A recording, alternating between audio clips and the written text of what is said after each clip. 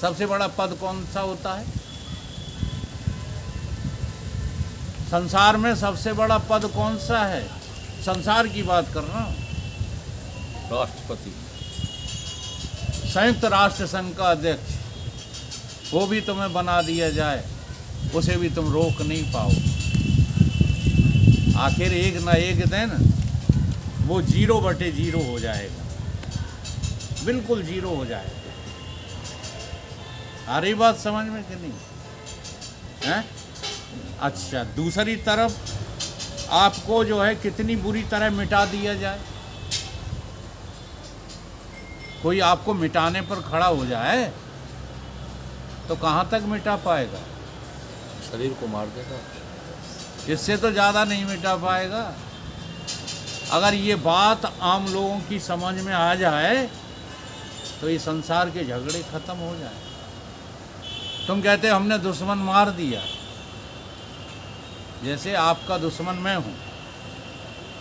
आपने अवसर लगा करके बंदूक की गोली से, लाठी से, तलवार से हमारा वध कर दिया, तो मर कौन गया? मैं मरा? मैं तो इसमें से निकल गया, मर कहाँ गया? मरा हुआ मर गया। हैं? मरा हुआ मर गया। तो दुश्मन तो तुम्हारा अभी भी नहीं मरा, नहीं मरा। फिर क्यों तुम जो है दुश्मनी करते हो? इसलिए भगवान कृष्ण ने गीता में साफ कह दिया, अर्जुन ये तू क्यों नहीं जो है खड़ा होता युद्ध के लिए? यहाँ कोई तेरा दुश्मन नहीं है, कोई तेरा दोस्त नहीं है। चाचा, बाबा, मामा, भ्राता, जो सगे कुटुंबी मान रहा, ये काया ही के नाते हैं, काया पंचों की ठाती है। न कोई तेरा मित्र है, न कोई तेरा शत्रु है। तू ही अपना मित्र है और तू ही अपना शत्रु है, क्योंकि तूने इनको अपना बना लिया, तू अपना शत्रु हो गया। ठीक?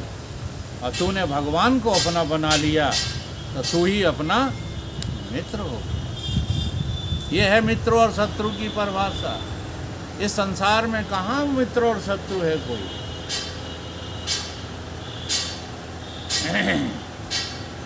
हे मुनीश्वर, तृष्णा रूपी मेघ है, उसमें दुख रूपी बूंदें निकलती हैं, और तृष्णा रूपी काली नागिन है, उसका स्पर्श तो कोमल है परंतु विष से परिपूर्ण है।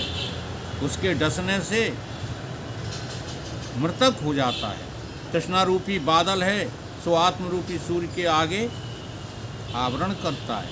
जब ज्ञान रूपी पवन चले तब तृष्णा रूपी बादल का नाश होकर आत्मपद का साक्षात्कार हो। ज्ञान रूपी कमल को संकोच करने वाली तृष्णा रूपी निशा है। उस तृष्णा रूपी महाभयानक काली रात्रि में बड़े धीरवान भी भयभीत होते हैं। नैन वालों को भी अंधा कर डालती है। जब यह आती है तब वैराग विवेक अभ्यास रूपी नेत्र को अंधा छोड़ देती है, सत्य असत्य विचारने नहीं देती। हे मुनीश्वर, तृष्णा रूपी डांकनी है, वह संतोष आदि गुणों को मार डालती है। तृष्णा रूपी कंदरा है, उसमें मोह रूपी उन्मत्त हाथी गरजते हैं। तृष्णा रूपी समुद्र है, उसमें आपदा रूपी नदी आकर प्रवेश करती है। कितनी बड़ी महिमा गाई है राम जी ने तृष्णा की, और हम उसे बहुत हल्के में लेते हैं। तृष्णा का अंत जो है केवल बातों से नहीं होगा, आपको लगना चाहिए कि ये दुनिया नाम की कोई चीज़ है नहीं। जब लगने लगेगा तो तृष्णा अपने आप शांत होने लगेगी।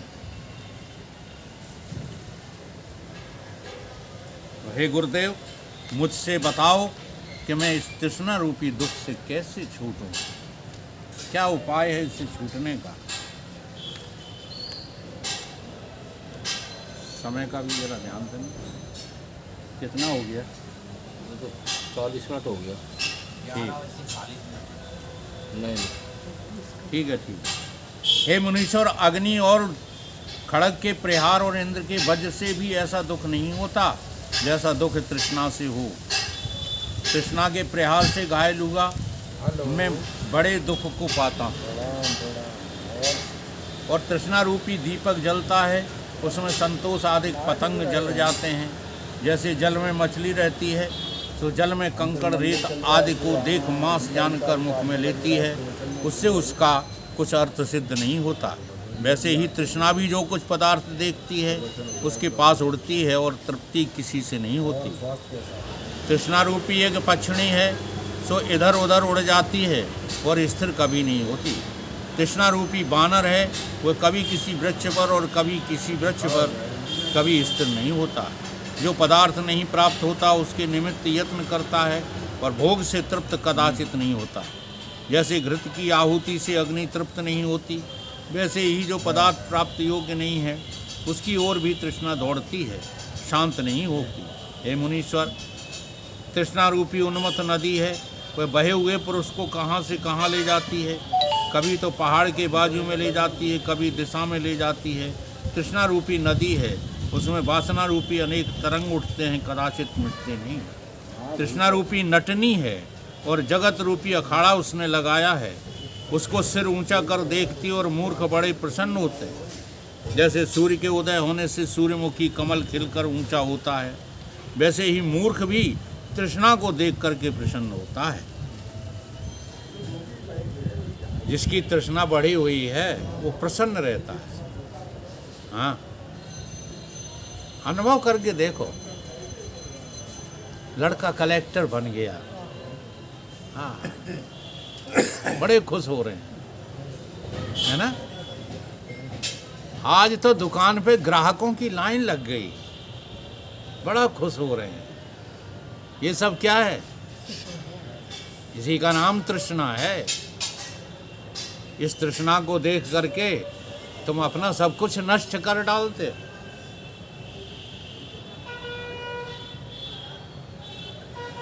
तृष्णा रूपी वृद्ध स्त्री है, जो पुरुष इसका त्याग करता है तो उसके पीछे लगी फिरती रहती है, कभी उसका त्याग नहीं करती। तृष्णा रूपी डोर है, उसके साथ जीव रूपी पशु बंधे हुए भ्रमते रहते हैं। तृष्णा दुष्टनी है, जब शुभ गुण देखती है तो उसको मार डालती है। उसके संयोग से मैं दीन हो जाता हूँ। जैसे पपीहा मेघ को देखकर प्रसन्न होता है और बूंद ग्रहण करने लगता है, और मेघ को जब पवन ले जाता है तब पपीहा दीन हो जाता है, वैसे ही तृष्णा जब शुभ गुणों का नाश करती है तब मैं दीन हो जाता हूँ। हे मुनीश्वर, जैसे सूखे तृण को पवन उड़ाकर दूर से दूर ले जाती है, वैसे ही तृष्णा रूपी पवन मुझको उड़ाकर दूर ले गई और आत्मपद से मुझे दूर कर दिया है। हे मुनीश्वर, जैसे भंवरा कमल के ऊपर और कभी नीचे बैठता है, कभी आसपास फिरता है, स्थिर नहीं होता, वैसे ही तृष्णा रूपी भंवरा संसार रूपी कमल के नीचे ऊपर फिरता और ठहरता नहीं। जैसे मोती के बांस से अनेक मोती निकलते हैं, वैसे ही तृष्णा रूपी बांस से जगत रूपी मोती निकल रहे हैं। उसे लोभी का मन कभी पूर्ण नहीं होता। तृष्णा आपको कभी भी पूर्णता प्रदान नहीं कर सकती। तृष्णा रूपी डब्बे में अनेक दुख रूपी रत्न भरे हैं, इसमें आप वही उपाय करिए जिससे तृष्णा निवृत्त हो। हे मुनीश्वर, ये वैराग से निवृत्त होती है और किसी उपाय से निवृत्त नहीं होती। तृष्णा को जो है मारना है तो आप वैराग को धारण कीजिए। अब वैराग का जो अर्थ है वो बहुत गहराई लेकर के है और हम इसको बड़े उथले में लेते हैं। जैसे होड़ लगी रहती है वैराग की। मैंने जैन समाज में देखा है, जब कोई जो है नग्न साधु आते हैं और यहाँ पर उनका चतुर्मास होता है, तब उनको देख देख कर के तमाम नए लड़के उत्सुक हो जाते हैं और उसी उत्साह में वो अपना घर द्वार और कपड़े लत्ते सब त्याग देते हैं। लेकिन जब वो कड़ी साधना पर गुजरते हैं तो पश्चाताप करते हैं, रोते हैं। कोई तो जो है बगावत करके भाग आते हैं, फिर से कपड़े पहन लेते हैं। तो इसका नाम वैराग नहीं, वैराग की स्थिति बनाने के लिए आप कहीं भी बने रहो, कपड़े पहने बने रहो या नंगे बने रहो। अरे इन कपड़ों से नग्न तो तब हुआ जाता था जब मजबूरी थी। अगर ये कपड़े उपलब्ध हैं सहज में, तो इन कपड़ों के उघाड़ने का नाम नग्नता नहीं है। हाँ, ये प्रतीक जरूर है। वो क्या है कि आपने भी तो 5-5 कपड़े पहन रखे हैं। उन 5 कपड़ों के बारे में कभी सोचा कि हमें इन्हें उतारना है? कौन कौन से हैं? अन्नमय कोश, मनोमय कोश, प्राणमय कोश, विज्ञानमय कोश, आनंदमय कोश। ये 5 कपड़े हमने पहन रखे हैं। इन कपड़ों को उतारने का, क्रम से उतारने का नाम क्या है? विवेकपूर्ण वैराग। अगर आपको विवेक नहीं जग रहा है, अच्छा देखो, विवेक जो है हमारा सोया पड़ा है तो हमारे पास विवेक। अगर विवेक ना होता हमारे पास तो हम गेहूं खाते डायरेक्ट। क्यों? क्षुधा पूर्ति तो गेहूं डायरेक्ट भी करता है। एक बार की जो है घटना है, इंदौर में महाराज जी से यही प्रश्न कर दिया कि महाराज जी, बार बार शास्त्रों में ये कहा जाता है आहार निद्रा भय मैथुनम च ये तत्समाना पशु भी नारायण, कि हम तो पशुओं के समान हैं। तो उन्होंने एक उपदेश, एक प्रवचन किया था, वो अभी ज्यों का त्यों हमको याद है। जगदीश भी हमारे साथ थे। महाराज जी ने कहा कि हमने गेहूं बोए थे। क्या बोए थे? खेत में हमने खेती की तो गेहूं बोए, बथुआ साथ में जम गया। बथुआ साथ में जम गया, उसे हमने बोया नहीं था। मेरा कोई प्रयोजन नहीं था कि खेत में बथुआ जमे, लेकिन वो तो जम गया। अब दोनों चीज मैंने परोस दी लोगों के सामने, तो मूर्ख तो पशु तो खा गए बथुआ, और जो मनुष्य थे उन्होंने गेहूं ग्रहण कर लिया। तात्पर्य समझे आप? गुरु जी ये कह रहे थे कि मैंने तो अपने गुरु से ब्रह्म ज्ञान का बीज लिया और इस संसार में मैंने डाल दिया, प्रवचन के रूप में, उपदेशों के रूप में। लेकिन बथुआ यानी आश्रम वगैरह, गाड़ियाँ वगैरह, हाँ, इसको कहते हैं महापुरुष। बथुआ से ज़्यादा नहीं समझते गाड़ियों को, आश्रमों को। तो कुछ लोग लड़ रहे हैं हमारे आश्रम के लिए। ये कौन है? ये सब पशु हैं, ठीक है। और मनुष्य तो वो है जो मेरे इस उपदेश को ग्रहण करके मस्त हो गया है, वो मनुष्य। ऐसी ही एक बार घटना घटी दिल्ली में। दिल्ली में महाराज जी जो है एरोप्लेन से उतरे, कार में बैठ के आए और प्रवचन स्थल पर प्रवचन के बाद खड़े थे, ठीक है। तब तक 1-2-4 व्यक्ति निकले, उन्होंने ध्यान नहीं दिया और कहने लगे देखो आजकल के साधुओं को, कि आजकल के साधु कितने जो है सुविधा भोगी हैं। हाँ, कितना जो है ये ऐश्वर्य और वैभव में जो है रहते हैं और दूसरों को उपदेश करते हैं। अच्छा, महाराज जी ने सुन लिया तो उन्होंने इशारे से बुलाया कि इन 2 लोगों को यहाँ बुला देना। अब जब बुलाया तो उनकी हवा खराब। उन्हें कहा देखो, डरने की ज़रूरत नहीं, हम कोई हवा नहीं है, हम भी आपकी तरह व्यक्ति हैं, आदमी हैं, लेकिन आपने जो बात कही है उस पर विचार करना है।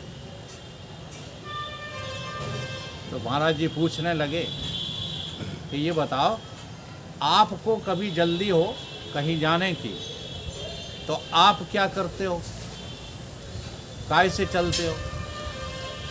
तो दोनों कहने लगे महाराज जी हमारे पास गाड़ियां हैं, यानी क्या नाम बताया, वो गाड़ियां हैं, उनसे हम चलते हैं। उन्होंने कहा इसमें कोई तुम्हें ऐतराज़ है? बोले नहीं है। ठीक है, अब वो गाड़ियां जो हैं वो आपकी ही हैं, सच बताना। बोले अरे महाराज मैंने इतने करोड़ में, इतने लाख में खरीदी है, हमारी ही है।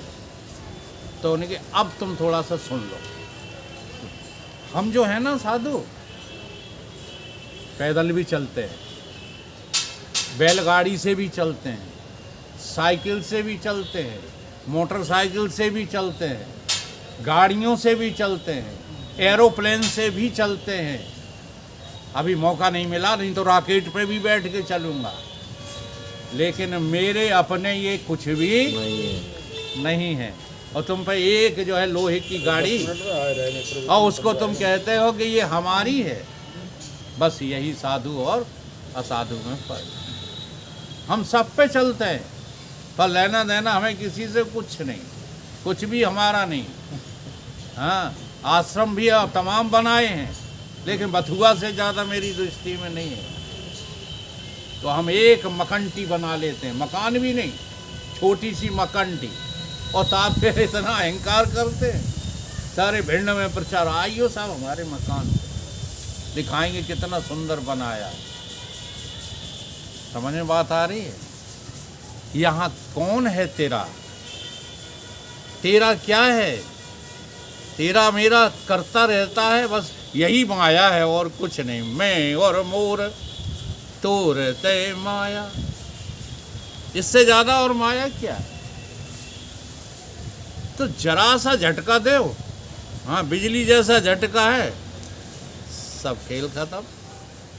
तो विवेक को जगाओ। विवेक माने नासी अविनाशी, नित्य अनित्य, सत्य और असत्य का फैसला। ये फैसला हो जाए तो जो अविनाशी है उसको स्वीकार करो, और नासी है उसका त्याग कर दो। इसका नाम वैराग है। कोई वैराग दिखावे का नाम नहीं है। और उसी वैराग की चर्चा यहाँ राम जी कर रहे हैं। राम जी कह रहे हैं कि बिना वैराग के चैन मिलेगा। ये तृष्णा रूपी डांकनी जो है वो बिना वैराग के समाप्त होगी नहीं। तृष्णा रूपी हल गुण रूपी पृथ्वी को खुद डालता है। तृष्णा रूपी बेल गुण रूपी रस को पी जाती है। तृष्णा रूपी धूल है वह अंतःकरण रूपी चल में उछल में मलिन करती है। हे मुनीश्वर, जैसे वर्षा काल में नदी बढ़ती है और फिर घट जाती है, वैसे ही जब ईष्ट भोग रूपी जल प्राप्त होता है तब हर्ष से बढ़ती है, और जब वह जल घट जाता है तो सूख के क्षीण हो जाती है। इस तृष्णा ने मुझको बहुत दीन किया है। जैसे सूखे तृण को पवन उड़ा ले जाता है, वैसे ही मुझको तृष्णा उड़ाए फिरती है। आप वही उपाय कहिए जिससे तृष्णा का नाश हो और परम पद आत्म पद की प्राप्ति हो। आत्म पद की प्राप्ति हो। हे गुरुदेव, मुझसे आप वही उपाय कहिए। ये एक सच्चा जो जिज्ञासु है, जो सच्चा भक्त है, उसकी ऐसी धारणा बन जाती है। उसे चैन नहीं फिर कहीं मिलता जब तक कि उसे परमात्मा की प्राप्ति न हो। तो राम जी भी यहाँ किस दशा में हैं? हमारी तुम्हारी दशा में। और अपने गुरुदेव से निवेदन कर रहे हैं कि हे गुरु जी, मुझे वो बताइए जिसे पाकर के फिर कुछ पाने की जरूरत। बोलिए सतगुरुदेव भगवान की।